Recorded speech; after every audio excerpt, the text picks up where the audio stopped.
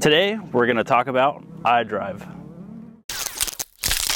Welcome back to the channel. Today, we're gonna do a unboxing video of the Idrive, also an install on a 2012 Ram 1500. Let's get started. These guys have built a really good reputation, and I'm curious to see what the fuss is about. When we open up the box, you'll find your Idrive controller, your adapter, your surface wipes, banger stickers, and then also your instruction manual.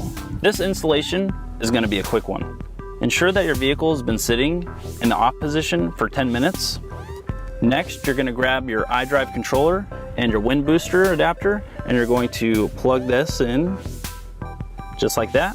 Now that we're under the dash, we're going to disconnect and plug in the adapter. And this connector goes back into the stock plug. Just like that. So now you're just going to run your wires however you like. For now, this is how I'm going to do it.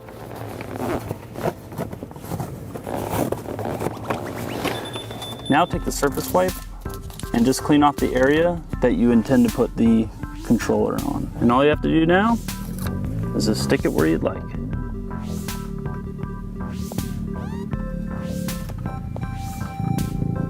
So you have three modes. You have your eco mode to save you gas, you have your ultimate mode to give you the most power, and then you have an automatic control mode which fluctuates between the two.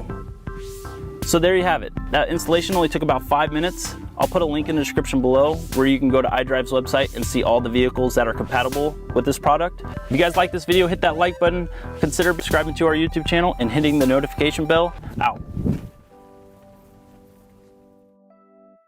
And all you have to do now is just stick it where you'd like. Dang.